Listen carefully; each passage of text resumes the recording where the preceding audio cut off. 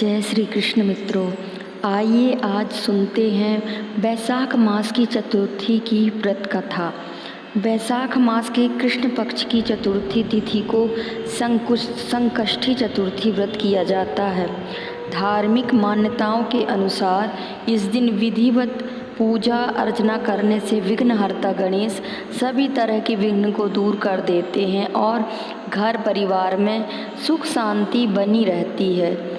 किसी भी माह की चतुर्थी भगवान गणेश को समर्पित होती है, लेकिन वैशाख संकष्टी चतुर्थी का विशेष महत्व है।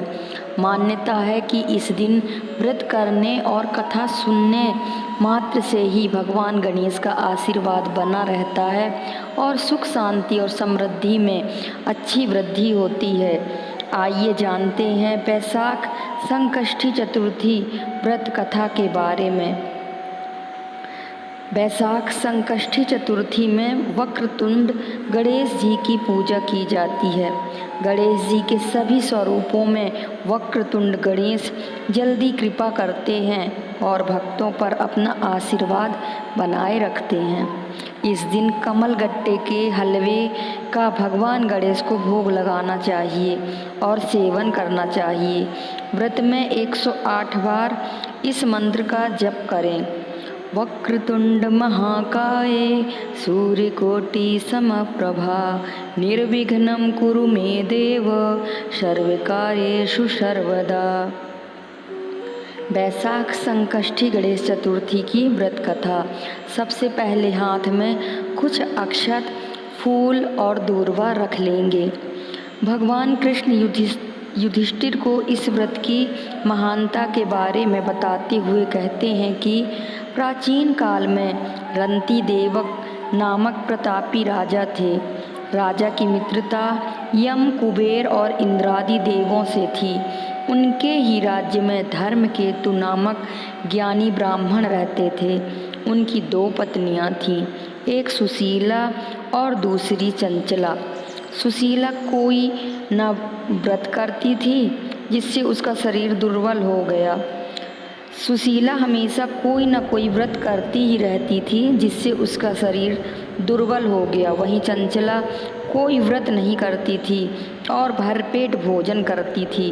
कुछ दिनों बाद सुशीला को शुभ लक्षणों वाली एक कन्या हुई और चंचला को पुत्र रत्न की प्राप्ति हुई। कन्या की शुभता देखकर चंचला सुशीला को ताना देने लगी। अरे सुशीला, तुमने इतने व्रत और उपवास किए हैं, जिसकी वजह से तुम्हारा शरीर जर्जर हो गया, फिर भी कृशकाय कन्या को जन्म दिया। मुझे देख, मैं कभी व्रत आदि के चक्कर में न पड़कर हष्ट पुष्ट बनी हुई हूँ और वैसे ही बालक को भी जन्म दिया है। चंचला की बातें सुशीला के हृदय में चुभने लगी। वैशाख चतुर्थी के दिन सुशीला ने पूरी भक्ति भाव के साथ संकट नाशक गणेश चतुर्थी का व्रत किया। व्रत से प्रसन्न होकर गणेश जी ने दर्शन दिए। गणेश जी ने आशीर्वाद देते हुए कहा कि हे सुशीला, तेरी कन्या के मुख से मोती और मूंगा प्रवाहित होती रहेंगे और तुझे वेद शास्त्र वेदता एक पुत्र भी होगा। वरदान को देने के बाद गणेश जी अंतर्ध्यान हो गए। वरदान के बाद कन्या के मुंह से मोती और मूंगा झड़ने लगे। कुछ दिनों बाद एक पुत्र की प्राप्ति भी हुई।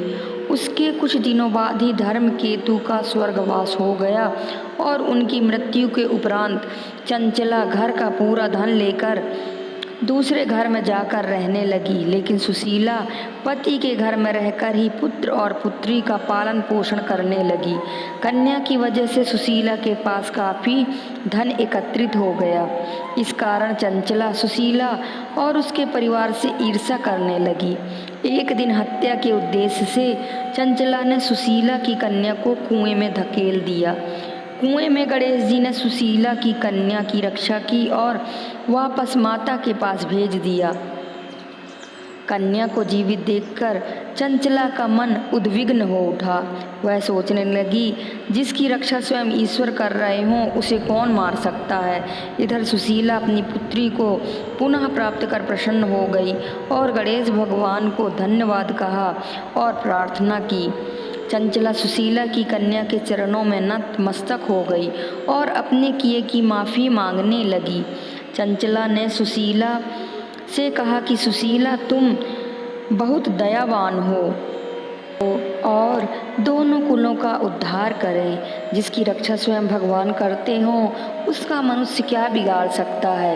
इसके बाद चंचला ने भी बैसाख मास के कृष्ण पक्ष की चतुर्थी तिथि का व्रत किया। गणेश जी की कृपा से दोनों परिवारों के बीच सब सही हो गया। जिस घर गणेश जी की कृपा होती है उसके शत्रु भी मित्र बन जाते हैं। भगवान गणेश ने जिस प्रकार सुशीला की मदद की उसी तरह सभी की मदद करें, सब पर अपनी कृपा बनाए रखें और सबका संकट हरें। बोलिए गणेश भगवान की जय हो।